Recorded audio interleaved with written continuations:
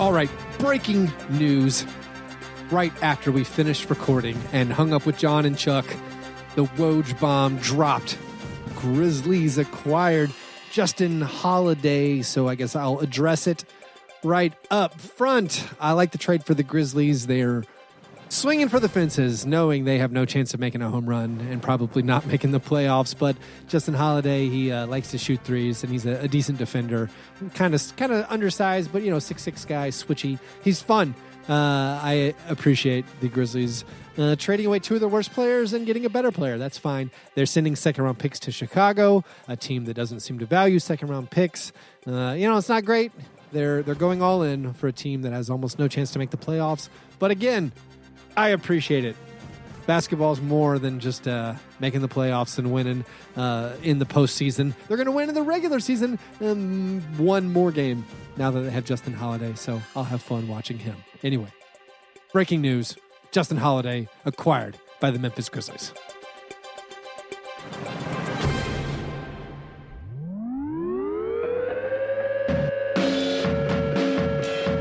All right, and welcome to Fast Break Breakfast, NBA podcast. My name is Keith, here again with my buddies through the miracle of computer phone, John and Chuck.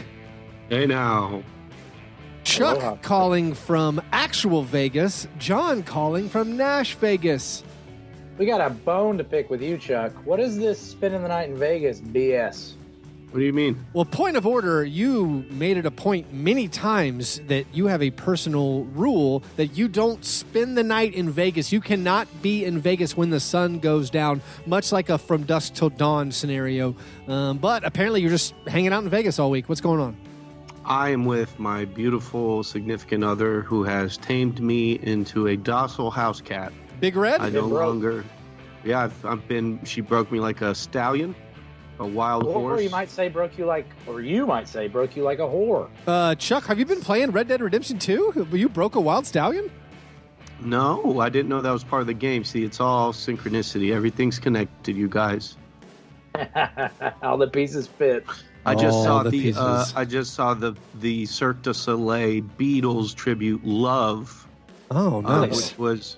Which let me tell you, you can't be high enough to watch. There is no maximum amount of inebriation that show is like, hey, you're too high. No, there's no way. You can be as high as you want, and in Vegas it's possible. It was an amazing show. Oh, so it was amazing. So I took that as there was no amount of drugs that could make that okay. That's what it sounded like. Would be. Whatever amount of drugs. From having to go see it every Christmas. My father made us go see Cirque du Soleil every Christmas, so I just have a miserable connotation there. Yeah, you just couldn't stop staring at those dudes' boners in those spandex suits, huh? Chuck, do you know the reason I don't go on the Vegas trip? Huh? Because every year it has been pushed as a Nashville Predators go see the Preds in Vegas trip. Mm-hmm. And in years past, our crew, everyone's wives have made them go see Cirque du Soleil instead of the Preds. So they didn't even go to the Preds last year. Only one guy went. I let me tell you, don't like hockey. Cirque du Soleil was amazing. Chuck, where are you staying? I'm a bit of a Vegas connoisseur. Venetian. Oh, the Venetian, very nice. The Venetian, yeah. Beautiful little suite. There's 3 TVs. We got a half bath. That's good stuff, nice. Chuck. 1.5 baths. I put a picture of me in a bathtub on Slack. Not even in the filth. It was in the main feed. Main feed. It was safe for work, I guess. I mean, my nipples were definitely covered. What's the weather like in January in Vegas? I only go to Vegas in July, as people know. So what's the weather like? It's chilly. It's been like in the 40s. It's cold out there in the desert. At night, I don't mind because I'm ripped, pretty wasted, and you can't feel the cold when you're drunk off whiskey. That sounds nice. Have you had any good breakfast, Chuck? Let's move to the breakfast. What do you got? So we went hard at the Peppermill off the Vegas Strip. It is a tacky, greasy spoon diner that's got a fireside lounge that looks like, Burr, if you've never been there, I suggest you go. Have you ever been to Vegas, Burr? I have never spent significant time in Vegas. I have played a few shows in Vegas, but touring, you don't do anything. So the Peppermill is basically if you could imagine a IHOP that somebody on cocaine built. Oh, I can imagine this. Yeah, there's like a tree inside. All the booths are like velvet. There's a lot of neon. It's like Vice City colors inside. Is this a Dennis Hoff joint? Is it? When you say IHOP, is it a breakfast establishment? Yeah, it's a breakfast establishment. Is this where the Fast Break breakfast meetup, Fast Breakfast meetup should occur in this summer league? The Peppermill is absolutely the epicenter for any sort of noshing in the Las Vegas area. I 100% agree. Think that should be where we should meet up next year or this year. Last summer's meetup was at a place that was called Breakfast. Okay, cool. So it was a hole in the wall diner. It just said breakfast on the wall. I didn't attend, and Chuck didn't attend, but I feel like Dave DeFore probably filled in quite nicely for Chuck. Dave DeFore was there, most definitely. Well, we call Dave me Evil Dave DeFore. Per Damon Rangula, he dubbed me Evil Dave DeFore. That's pretty good. John, did you have a breakfast? Boys, did I ever. Yeah, John, you is this are we going to get into all the testing and screening you've gone through today? Let's do it. If we had to delay, if I had a nickel for every time we delayed this podcast for someone getting screened for hepatitis, I don't. Yeah, you'd have a plum nickel. Give everybody the lowdown. So I have been to Outback Steakhouse once in my life in maybe the past decade. And lo and behold, the dates upon which I went to Outback Steakhouse, there was an Outback outbreak of hepatitis A. This is not actually true. No, say, John tells some outlandish tales. This one, you can Google hepatitis outbreak Outback Steakhouse, Tennessee, and you will get results. It's true. I am, and in this way, quite literally, a poop magnet. And everything bad happens to me all of the time. Not only I have found out, because you guys know I have a needle phobia, right? Yes. I think I've gone over this. So I really don't want to do the screening. Desperately don't want to do the screening. But so I end up calling the Outback this morning and talking to a manager. And I'm within the dates where I could. So she starts working on the 13th. I eat there on the 16th. She gets sick on the 23rd. And then I start digging, and I don't know a nice way to say this, but I know that my waitress was a black lady. Uh-huh. And I finally, through very many Larry David-esque questions, find out that, the only waitress who was black at that Outback was the one who got sick. So I immediately have to and this is the last day to get the free vaccination before they're doing it throughout the weekend.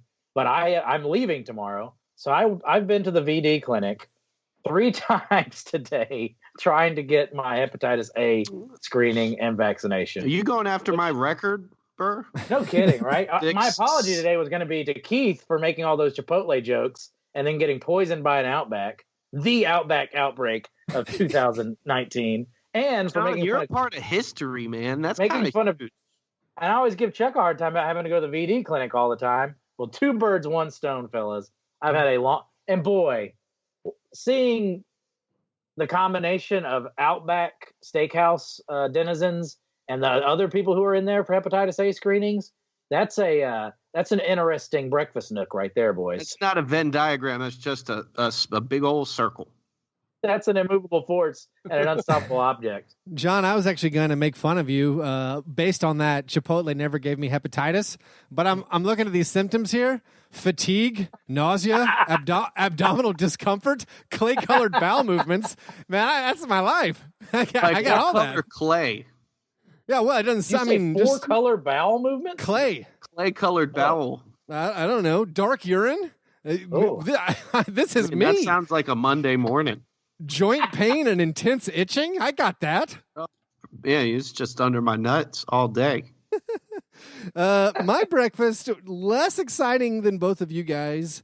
I had a glass of milk, and this was inspired by Nate Duncan posted a breakfast spread on Twitter, and he was drinking a pint of milk, and I thought it was outrageous. But what is the deal with Chandler Parsons?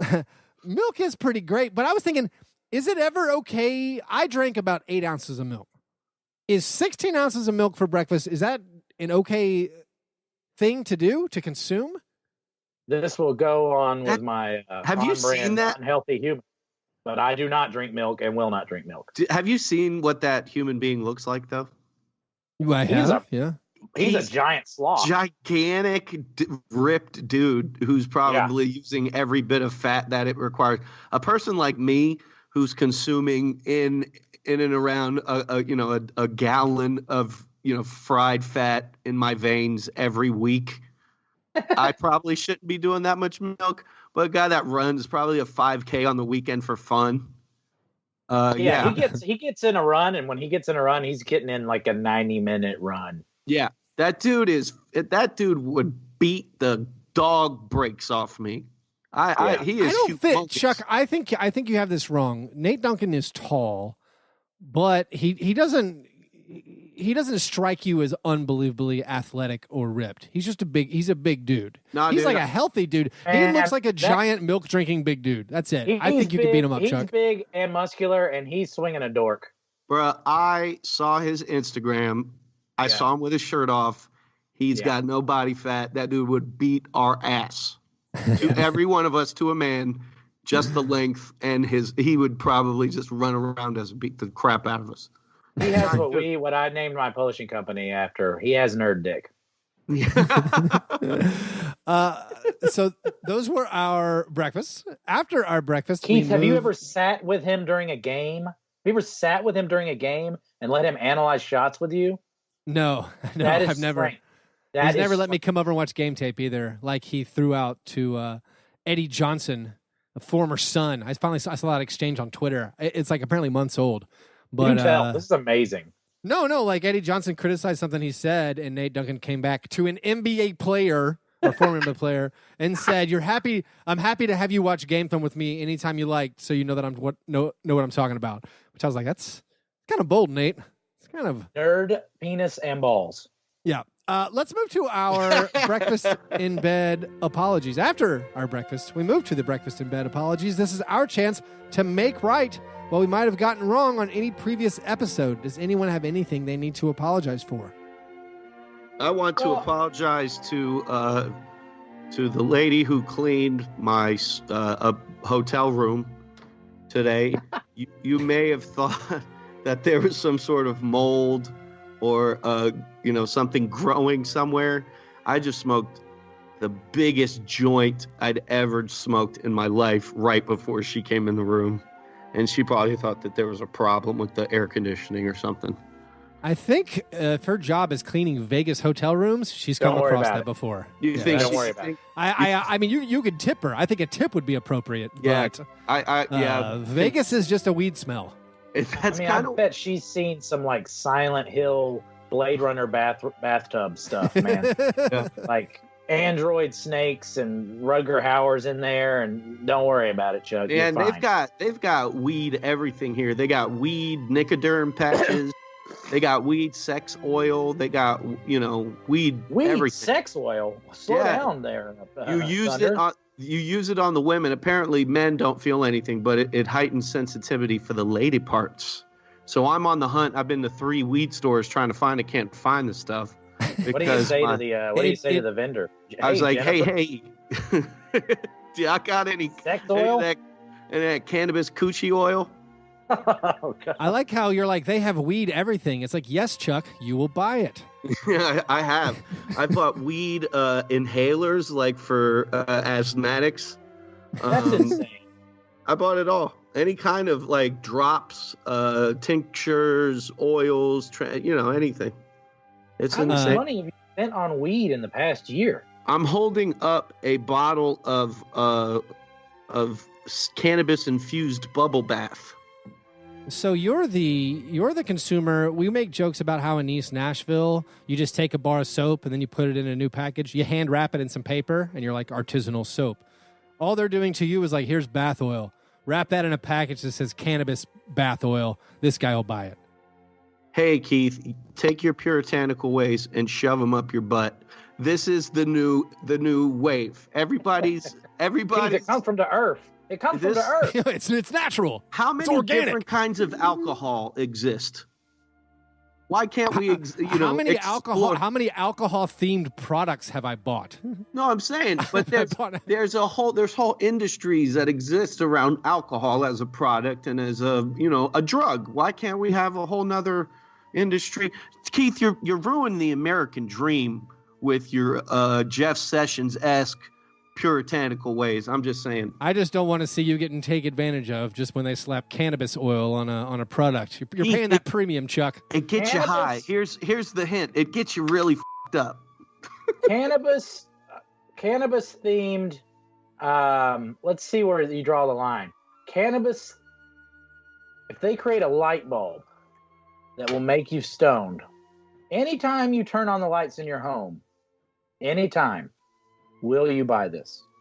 Yeah, but then I got to worry about if my kids walk under the light. There's other things, I'm not, and also I'm a. What are you gonna do, Chuck? When your kid eats your weed Cheerios, how are you gonna feel? I'm a responsible dad who hides all of his weed at his best friend's house when his kids are over to visit. Do you child-proof your weed stuff?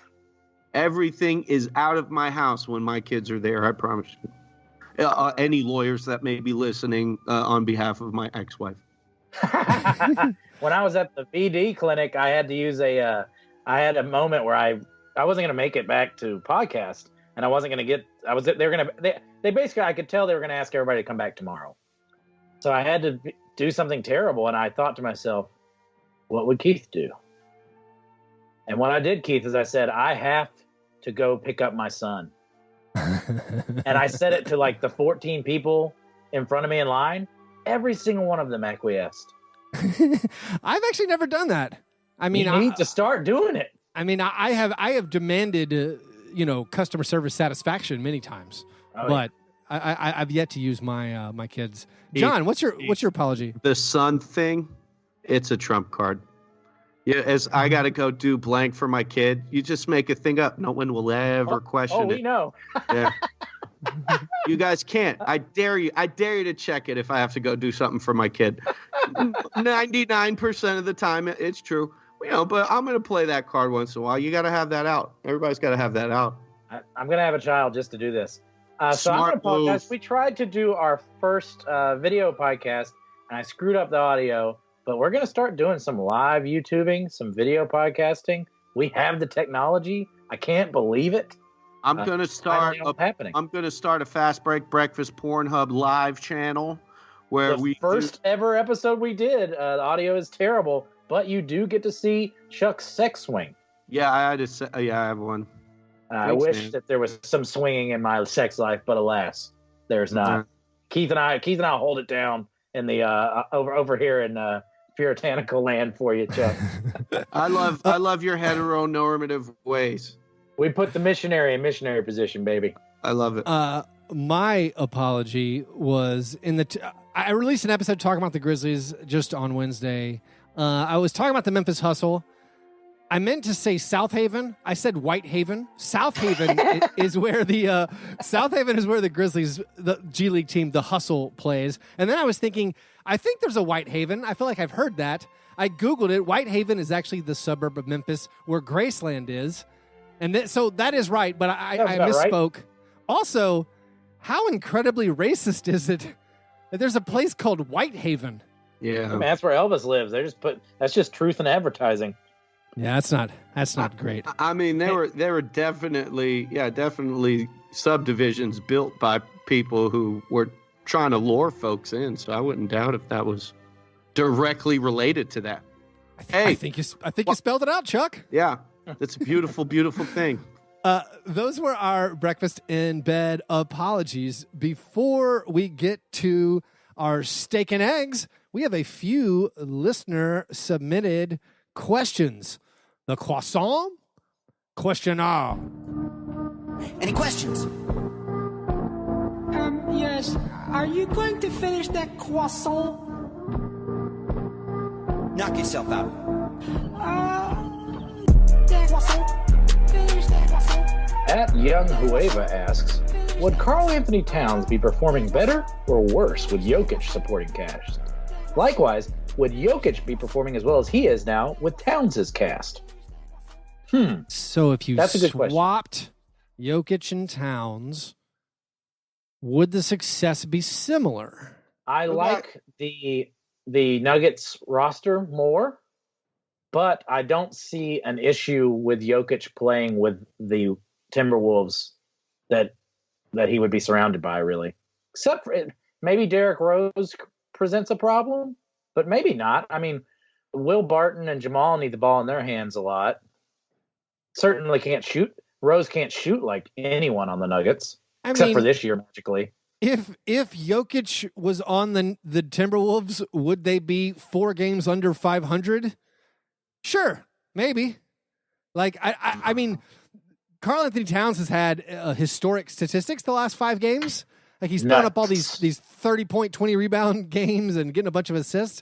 But I mean, the Timberwolves aren't very good. They're right. I think you crossed them off last week, John, from the playoff race. I'm prepared to cross them off this week. They're not very good. So if Karl Anthony Towns, if Jokic was in his place, I think they're at least that good. I think it is interesting to think if Karl Anthony Towns was on this Nuggets roster, would they still be in first place in the West? I think it's a harder question. I want to get to all this, but I'm going to let Chuck go first, and then I'm going to get myself into trouble. Okay. They're the same as far as I'm concerned. Like within a half of a standard deviation, they're the same guy. They're on a tier below Anthony Davis as those big men who can score. And they're the same. It would mean no difference. Okay, so you think? So I think go, John. I think a player like Nikola Jokic can make your team immeasurably better than a player like Karl Anthony Towns. I also think a player like Jokic, let's look at the Anthony Davis situation, where Anthony Davis is scoring, 36 points and getting 24 rebounds, and yet they're still losing.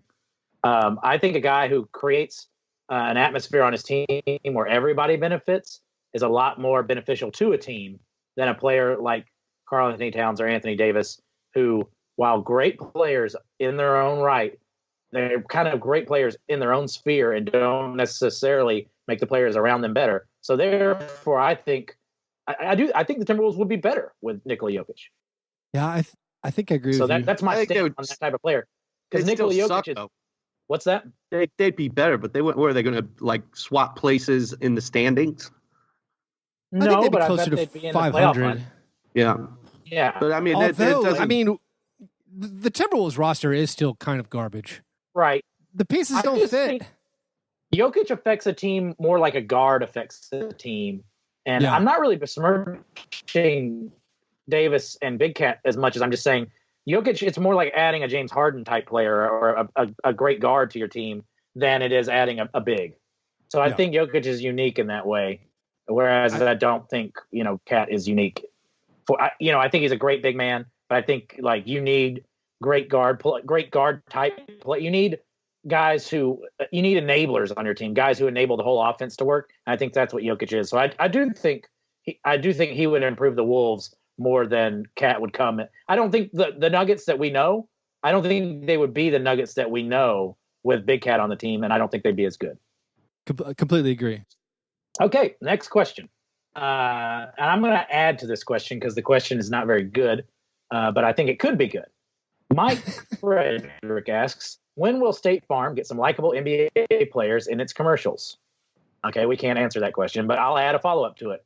If you could cast an NBA player, a likable one, in a State Farm commercial, whom would you cast? Y'all ready for this? Okay. Let's put in bad NBA players. Like which ones? And have State Farm benefit them. Let's say strange-voiced Evan Turner. who seems very likable despite being terrible. And he has a then history of weird, like car accident stuff. Exactamundo, a big rig drove its car into his swimming pool. I mean, he could just be the face of State Farm. Let's do something like that. We don't need an unlikable Chris Paul, with a mustache. No. Let's get some real life stuff going on. Let's help some of the bad players like Evan Turner. What if we got Derek Fisher involved? Because insurance, by definition, is a scam. It's all a scam to make us pay and not ever get paid when we need the money that we pay out. And it's a horrible business model that should be outlawed.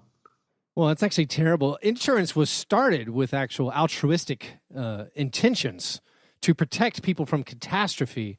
It has since been perverted, Chuck, but I believe the original idea was sound. Yeah, just like communism, bro. But guess what? That didn't work either, so we got to throw it out. I think, why don't we just get some likable guys? I think a Kimball Walker, a Victor Oladipo, a Steven Adams, they'd make a great State Farm commercial. Steven Adams would be, he'd make more money doing those commercials than he makes on his insane contract. Yeah, I mean, Adams would be great on TV. I mean, Victor Oladipo seems like one of the nicest guys in the world. He's like underexposed playing on the Pacers. They're great actors. Yeah. You know who really needs life insurance? Inez Cantor. So he should be a good guy for State Farm. I feel sad for Enes Kanter getting frozen out again for the Knicks. What is happening? Now he's lost all his playing time to the pride of Vanderbilt, Luke Cornett. Ooh. Groundhog Day. And then poor poor it's not Enes even Kanter, Mitchell who, Robinson, it's Luke Cornett. Yeah, I mean, and he's also, being hunted by the Turkish government. Not easy being that guy. He seems funny. He seems easygoing, but yeah, it's kind of tough. We got another question there. He's having meetings with the GM. I think that's pretty awesome. Right. I've soured on Cantor the player. I'm more of about like Cantor the story, kind of. I don't want. He the player was trending upwards though. He was getting better on D. It's just it's kind of just a miserable situation. After you lose to Devin Booker in a meme war, you're washed, bro. It's over.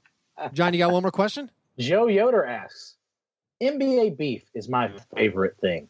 The other night, Jimmy Butler gave Avery Bradley a very nice choke push.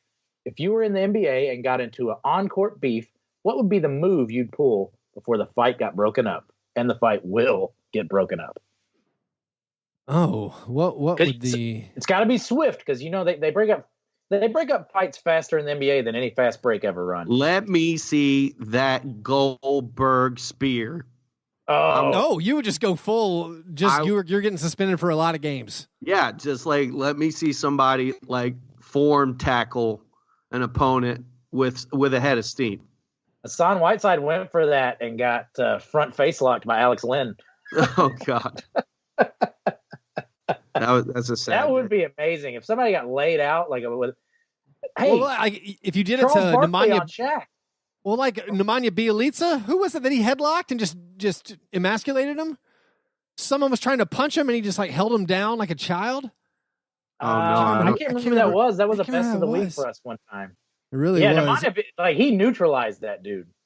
My move, I think I wouldn't get suspended, but it's very demeaning. I think I just go for the old wet willy. Just stick the old finger in the air. Just woo. Rondo style? Yeah. Gleek on him? Boom. What if you hit him? What if you hit him with the Three Stooges 2 fingers, and then they got to put the hand between them, between the eyes? Aaron Aflalo is the man who threw hands at Nemanja Bjelica, and Bjelica just swallowed Aflalo. Aaron a flailing. Yeah. I'll get serious for a second. If you want to get somebody quick, headbutt them.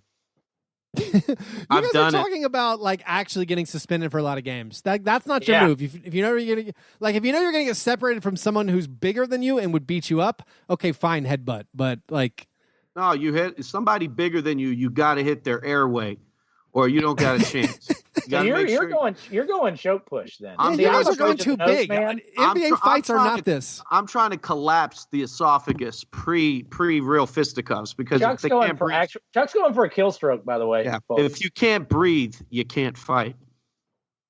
What about just last Boy Scout nose bone through the brain, Chuck? If we want to get real childish about this. That's a Mobb Deep song too. I would do it. How many kids did you know growing up who claimed they had done that to someone? Yeah, I don't know many. Yeah, we had to. The reason I moved here is because I just smacked someone's nose bone right through their brain. All right, Evan. Jesus Christ. Your mom got divorced.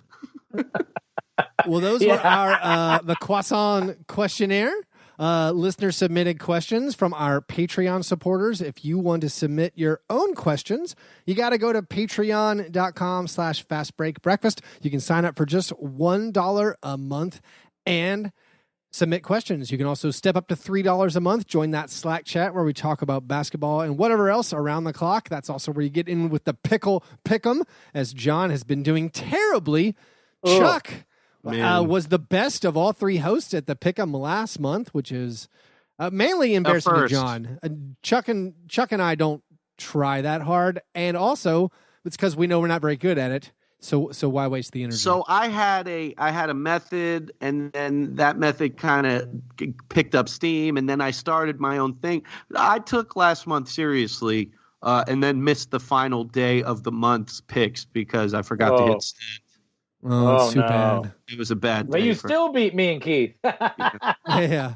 But anyway, if you want to get involved with all of that, get involved still with January. You've only missed a couple days of January's pickle because we do monthly prizes for each one of those. And you can do that at patreon.com/fastbreakbreakfast. Who was the winner this month?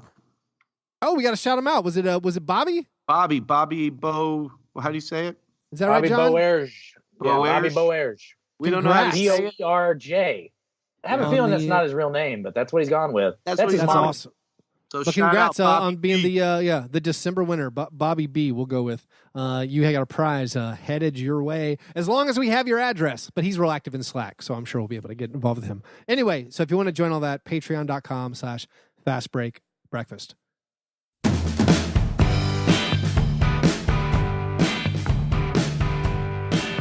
All right, steak and eggs. Best thing. What's the best thing you saw last week? The Bosnian Beast. I believe he went for 20, 25, 5, 5, 5, 5, 5, and 5. Now, asterisks, that was against Willie Cauley-Stein, who is moving up my list of players who actually suck that people love. I think he's supplanted Julius Randle at this point for me. But, John, last week you said a thing that I adored about Willie Cauley-Stein. You said he's both underrated and overrated by everyone. Like I've now gone into completely overrated. Yeah, it's not for sure. It's not great defense.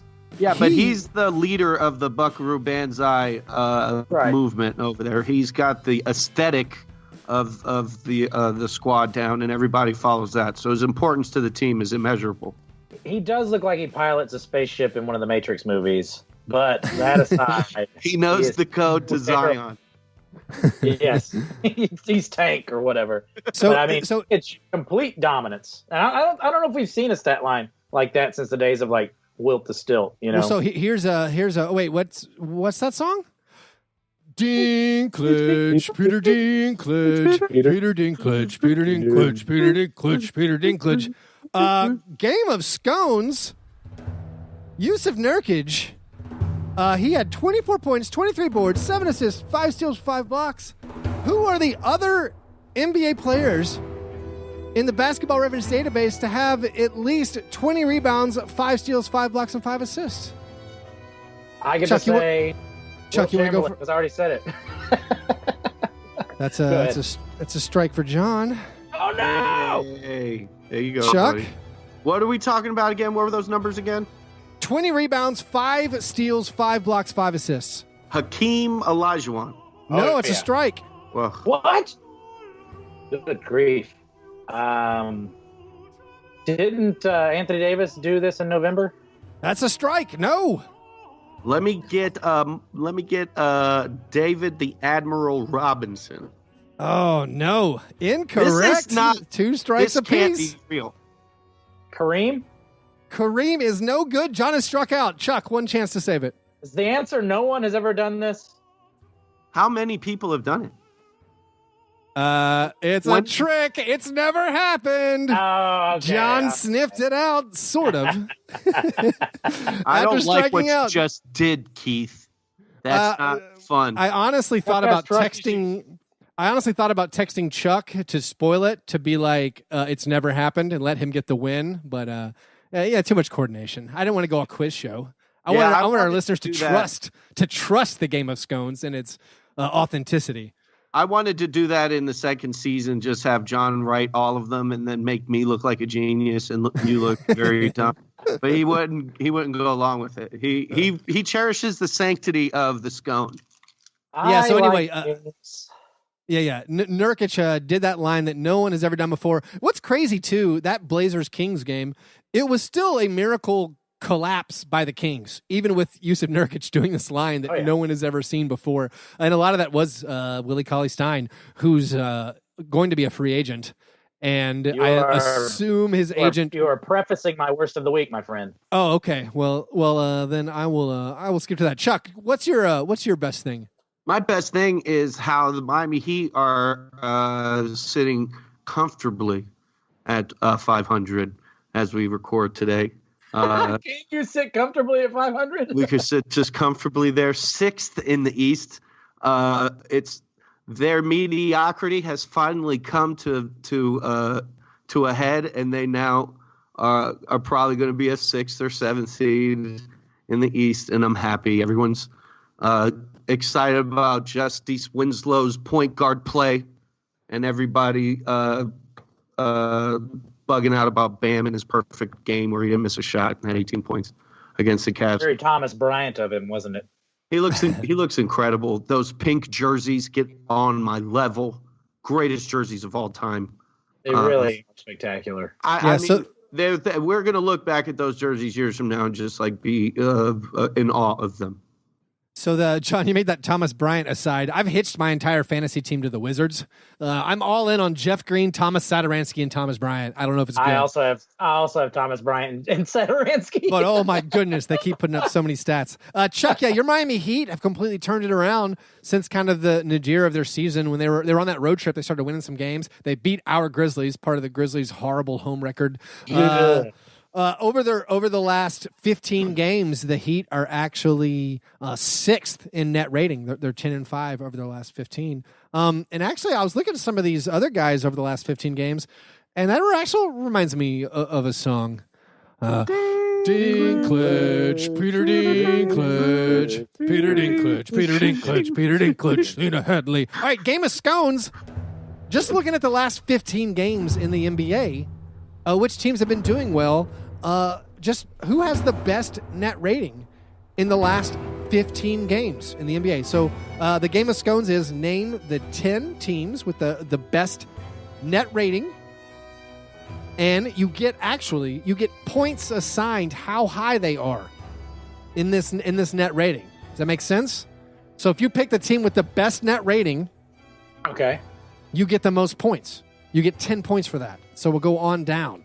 So we'll compile these numbers to see who has the right answer. So this is according to NBA.com, not cleaning the glass or anything. NBA.com's net ratings over the last 10 games, and you're going to get scored. It's just the last 15 games? Yeah, over the last 15 games, which teams have the best net rating? Chuck, why don't you go first?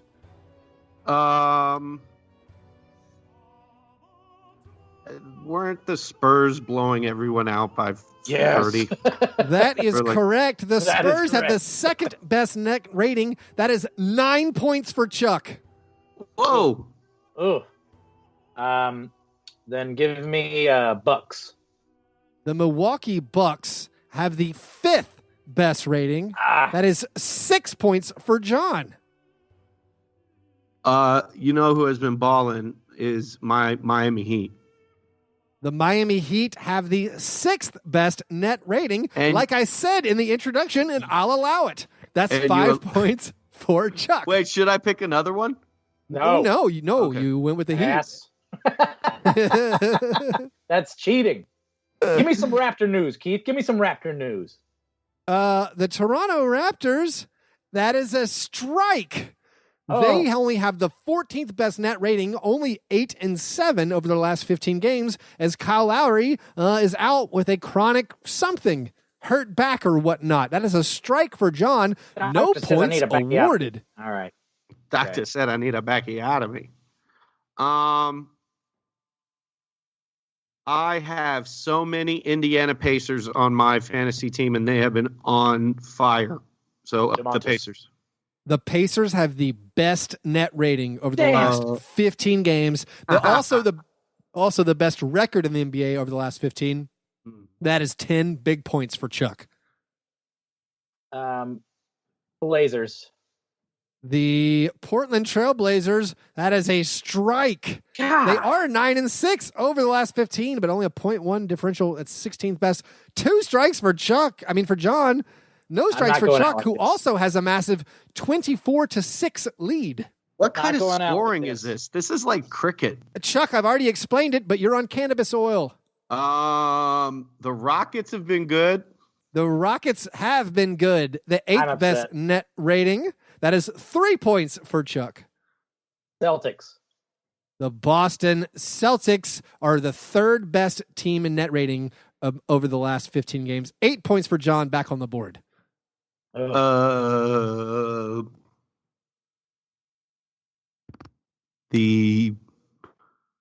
Nuggets. The Denver Nuggets are 10th. Barely squeaking in. That's 1 more point for Chuck. Thunder. The OKC Thunder, yes, they have the 7th best net rating. 4 points for John. We have 1, 2, 3 teams left. The Sixers. I apologize. We have 2 teams left. The Sixers are 11th, just out of scoring. That's a strike for Chuck. My turn? Sorry. Yep, John's turn. Let's go with Warriors. The Warriors, yes, that is correct. 9th best differential or net rating over the last 15 games. That's 2 points for John. Unfortunately, Chuck already has it sewn up with the points, but there's 1 team left. Just 1 team left. Had like 1 strike, didn't he? Yeah, only 1 strike too. Jesus. We got 1 team left. The 4th best net rating over the last 15 games. And here's a crazy fact. They have a losing record. Right? They have a losing record over the last 15 games. Chuck, you take a stab at it? Utah beat the brakes off us by 30. Utah is correct. Chuck on fire. That's 7 points assigned. The final score is, 26, 31, 34, 35. Gronk spike? 35-20. That is a Gronk spike. Chuck with a massive victory. 35-20 is going to be a playoff score this weekend. What was that? Ruling it lately is kind of smoke and mirrors, huh? No, I think that, let's see, the Nets are 13th in differential. They are 10-5 over their last 15. Their schedule's been easy, but yeah, the Nets are playing very, very well. Damari Carroll is looking healthy and good. What happened? They're making that Spencer Dinwiddie / D'Angelo Russell push for the All-Star game. But hey, you got to pick one, guys. You're going to split that vote. Rodon's Kuriuk? yeah. Someone named Rodions. Is that a plant? Yeah, I think it is. That weird game of scones will count for my steak and eggs. Let's move to the opposite of steak and eggs. The cream of wheat worst thing. What's the worst thing you saw? Current and former Grizzlies coaches. Full stop. I have nothing I can say that's nice about them. All my Jaeger goodwill has disappeared with watching one Blazers Kings game where he refused. Like there was a segment where he benched Willie Cauley-Stein and Nurkic got it. They were able to control him and get back in the game. A game that they eventually lost. And then he just puts Cauley-Stein back in there, never tries to go small, never tries to do anything to change anything, and just proceeds to blow the game. Unwatchable. And then the less we can say about what Fizz is doing in New York is the better. But then absolutely the poorest coaching job done this year. The team's absolutely bursting at the seams with discontent and malcontent. JB Bickerstaff. I haven't listened to your podcast because I'm not a glutton for punishment. I don't want to talk about this anymore, but I can't think of a lower time as a Grizz fan than right now. Before I turn my gaze to the Grizzlies, that Jaeger, that Kings loss, they were due to blow some games based on the number of ridiculous victories they've had, like comeback clutch victories.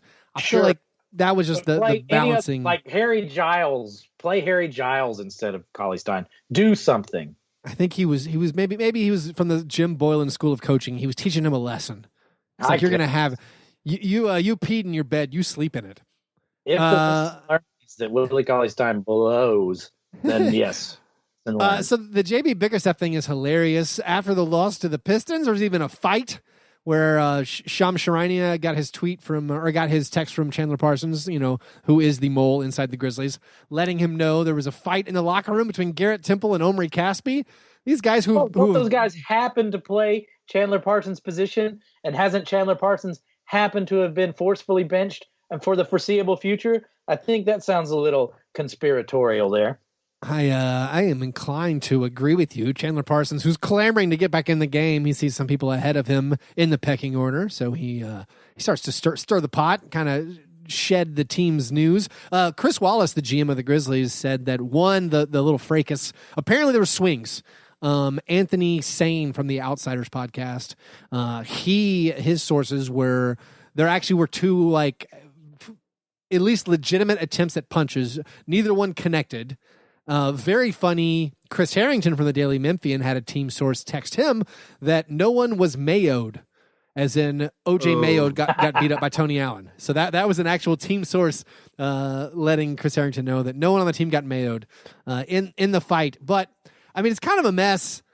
I want to think only imagining Omri Caspi had a terrible game against the Pistons, like most of the Grizzlies, but Garrett Temple's getting the playing time. Maybe there was some friction there. I like Garrett Temple. I'm Team Temple.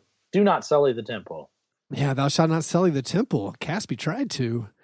I said my whole piece in that episode yesterday. If people want to hear more on it, that's it. It just boiled down to I don't know why Bickerstaff doesn't play the best players when it's obvious who the best players are. I didn't go more into it. I think I said a few weeks ago, there's no chance that Joakim Noah is better than Ivan Rabb. I believe that deeply. I don't understand why Joakim Noah plays. I know he had a great game against the Clippers and the Pelicans when we first signed him, but that adrenaline has worn off. Sure, that's just that. Hey, look at this new guy thing. Yeah, the Grizzlies are 3-10 since those first two Noah games. So, I don't know why. I still don't know why they signed him. It doesn't make any sense to me to use your final roster spot to get yourself that much closer to the luxury tax line. I want to believe they could have signed Austin Rivers if they hadn't signed Joakim Noah, just based on how close they were to the luxury tax. But, I'm bummed out by the Grizzlies, and they're not playing Jaren Jackson Jr. I mean, the game against the Pistons, Mark Gasol and Mike Conley both went scoreless in the second half, which is just, I don't know. That's kind of hard to do. But Chris Wallace is as dull as the ketchup and noodles spaghetti he stuffs into his face nightly. I mean, I think something's going to happen. I mean, this Grizzlies team doesn't sit on their hands really with this kind of stuff. Another trade is going to happen. They're going to move something. There's been all kinds of rumblings about. Wait, what? What they do with Tyreek Evans? Well, they do sit on their hands very famously with Tyreek Evans. But I think this one right now they're going to do something. I mean, maybe it is just send someone away from the team, a la Tyreek Evans. But I mean, Chandler Parsons doesn't want to be there. They're trying to freeze him out. I also think it was the Chandler Parsons is the leak. Because Chris Wallace said they're actually going to address the leak in-house as well. I believe it. I believe it was Chandler Parsons who texted Sham about the Austin Rivers signing, which didn't go down. Because he looks like a snitch. Because Chandler Parsons and Austin Rivers are good friends. But yeah, no, the Grizzlies are a mess. We can cross them off. They're done. I mean, they're not in the playoff race. Timberwolves, they're done. Pelicans, they're done. I feel really good about what I said last week about that race. Yeah, you were right. I wanted to believe the race was still going, and I still feel like a lot of these teams can rip off 8 games in 8 wins in 10 games and get back There's in there. a lot of trash in the West. Yeah. But I think it's kind of disappointing that it's gotten a little boring. It's going to be almost what we thought. I still think like Utah is definitely getting back in my mind. And then the only real surprise will be the Clippers if they stick in, I guess. The Clippers taking either the Pelicans spot from last year. So after all that excitement, kind of boring. At least there's 14 decent teams, but it looks like no big surprises for the playoff push. My worst thing was going to be, oh man. Like, this isn't actually the worst thing. I just think it's an interesting conversation topic. The NBA All-Star returns, the early returns, the first returns were released. And as always, there are some like funny results. Like, if we went with the old way of doing it, right now, if it was the All-Star game, Derrick Rose would be an All-Star starter and Luka Doncic, both second in their respective positions in the Western Conference. So the idea of Derrick Rose and Luka Doncic being voted into the All-Star game is hilarious to me. I saw someone say something like, that's why the fans can't be trusted with it, which I also thought was hilarious. Like the players, they also picked really weird guys when their results were released last year. So what do you guys think? Where do you fall on the let the fans just pick whoever? Or does it have to go to some like real nerdy, let's only let Ben Golliver and Zach Lowe and Matt Moore or some weird panel of writers pick it so no one is too upset? Jesus. Can I see none of the above? Can we do something else? That's what I'm saying. Like right now they split the difference. Like right now they split the difference, which I think takes out some of the fun fan vote. It would have erased some of the All-Star games past where like legends late in their career still got voted into the All-Star game. Because I feel like Luka Doncic is deserving, and it seems like a neat story if he's like, yeah, he was an All-Star every year he was in the NBA. But I think it's possible he wins the fan vote or he's like top 2 in the fan vote, but then the players don't vote him in because the players get a quarter of the vote and the coaches get a quarter of the vote. So I think the whole thing's a mess, and I don't see any good, solution. This is what we should do, right? We give each state a certain amount of delegates, right? And then those delegates have to go to a convention. Then in that convention, they determine who would be their all-star candidate. Once that's determined, then everybody has to vote again. Then once that voting happens, if all of the states that matter have more votes, they get ignored, and then the people from Alabama get to choose who gets to play in the all-star game. How does that sound? That's fair to me. I can't see where that would go wrong. Sounds disastrous. Yeah, and we'll let ill-informed human beings. I'm all for technocrats running our government. Get the dumb people out of everything. Humanity has ruined my life. So let Zach Lowe determine it. He pays more attention to it than the rest of us. No.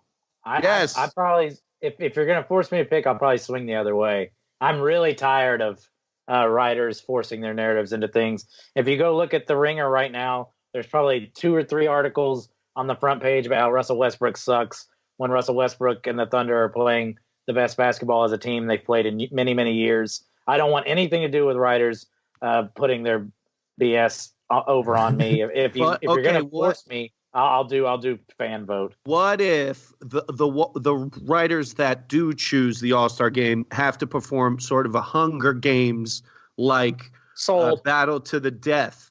So the 5 winners of this, murderous, gladiatory, Suddenly, gladiatory award. Eating Chris Vernon's piggy corpse. We do Survivor with Woj and Mark Stein, and we see who wins. Go over to Caesar's Palace, Chuck, and ask them if they have any gladiatory events. Gladiatory events. I can make words up. If Shakespeare could do it, so could I. Chuck, Chuck, you got a worse thing? Yeah. I think we're talking about All-Stars. I don't think the Golden State Warriors have 3 All-Stars this year, and I don't think anybody would. And that bothers you? No, I think that's they aren't. We're not anointing them this year. I don't think, which is good. But it's my worst. But it's not my worst. It's the worst for the Warriors and their fans. It's the Warrior hype train is probably going to be coming to a clunking stop soon. I think Draymond Green has forgotten to play basketball or is purposefully not playing well to spite Kevin Durant. I'm not sure which one of the two is true. Draymond Green cannot move like he used to. Like he can't do the things he used to. I was going to report on the early returns. There are 5 Warriors in the top 10 of voting for front court and guards. DeMarcus Cousins, 10th in the West in voting. Absolute travesty. The fans can't be trusted with the voting. You're right. See, I want the technocrats. Well, speaking of Russell Westbrook, that brings us to the awards segment of the program.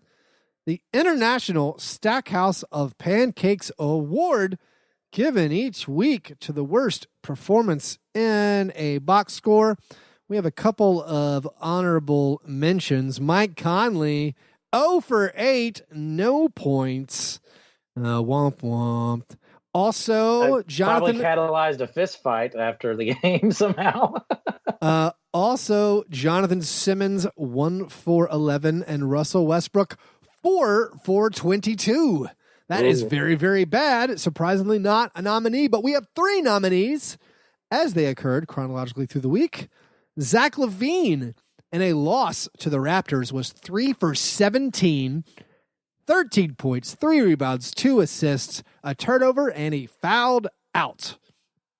Well, at least he tried. At least he tried. Willie Cauley-Stein, the aforementioned Willie Cauley-Stein, up against the historic Yusuf Nurkic stat line. He was 2 for 14, 5 points, 11 rebounds, and 3 assists, 1 steal, no turnovers, 1 personal foul.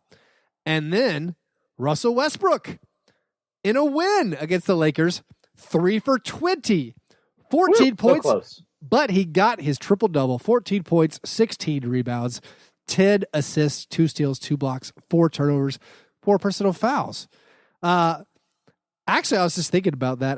That Nurkic game was so good that our boy Nikola Jokic on the same night had, I think, 19, 16, and 14. No one, you couldn't even talk about it because Nurkic knew the rivalry continues. Yep, he pulled off that rivalry. He pulled off that 5x5. So we have Zach LaVine, 3 for 17, 13, 3 boards, 2 assists, and fouled out. Willie Cauley-Stein, 2 for 14, 5 points, 11 boards, 3 assists. And Russell Westbrook, 3 for 20, 14 points, 16 boards, 10 assists. I'm going to throw my weight behind, I think it's Zach LaVine. It's not as sexy on the big numbers, but 13 points and just 3 boards and a foul out is kind of impressive on a 3 for 17 night. This is a box night. score award, and I think in this instance, we should take the other team's box score into account and give it to Willie Cauley-Stein. Oh, that's interesting. I like that. Yeah, it's a good take. You can see the box score. It's a hard choice to make because everybody nobody had a single digit. Everybody had a double digit performance in one statistical category. But Willie Cauley-Stein only had 1 foul. And if we're going to teach anything to the listeners of Fast Break Breakfast, it's that you got to try hard. And what that's a pretty trying hard enough. Especially in the face of Nurkic's line to only commit 1 foul when you're guarding him. Try harder. You gotta try harder. All right, so Willie Cauley-Stein, congratulations. I'm almost certain that's your first ever International Stackhouse of Pancakes Award. Again, honorable mention, Mike Conley had the 3rd worst game score of any game this season with no points, 3 turnovers, 1 assist. Just truly atrocious stuff. I assume the press release that they're shutting him down for a few weeks is imminent. Anyway, par fadeaway, guys. What things are we looking forward to in the coming week? Give me that Raptors Spurs matchup tonight. I don't even know if we'll have podcasted by then, but I want to know, does Kawhi play? What's the temperature in the room? I can't wait for this. Yeah, I hope this podcast will drop. The game starts in an hour. This will probably or 2 hours. This will probably drop right about that time. We might be talking about this while you're listening to this. Yeah, exactly. So, you could boo Kawhi Leonard, but at the very least, you better cheer for Danny Green. That man's a saint. So I'm looking forward to the Star Wars virtual reality experience here in Las Vegas, Nevada. I'm going to go down to the sports book and lay a bunch of money on gladiatory events and probably eat at a buffet until I puke. Tell me more about the Beautiful. Star Wars Stay away from the VR shrimp. thing. Is that in one of the main casinos? Is this an off-strip experience? I'm not certain. I've got the wonderful benefit of coming with friends who just do things, and I ask them where they're at, and I join them. This is along for the ride. I don't have to Google. Get just some friends who like to do that stuff, so you just hang out with them and you can have fun. That sounds perfect. My part fadeaway will be the Memphis Grizzlies watch party tomorrow, Friday night at the Mainstay at 6:30 against the Brooklyn Nets. The streaking 10-5 in their last 15 games, Brooklyn Nets, against the 6 wins in their last 20 Memphis Grizzlies. Jesus. That's not very good when you say it out loud. Come for the first free drink on us. Stay for the Jarrett Allen. That's right. We'll be giving away lunch boxes and lots of scarves and some Gasol figurines and all kinds of stuff. And as John said, the first drink is free, courtesy of Fast Break Breakfast. So we will see you there at the Mainstay. If you want to support the show, go to patreon.com/fastbreakbreakfast. Get involved over there. If you're buying tickets for any event, Chuck, when you're in Vegas, when you're seeing anything, you can use SeatGeek and use our code FASTBREAKBREAK.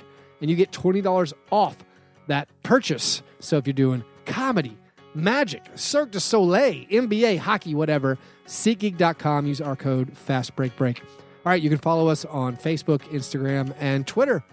You guys are the best. Thanks for listening. And remember, breakfast is the most important thing.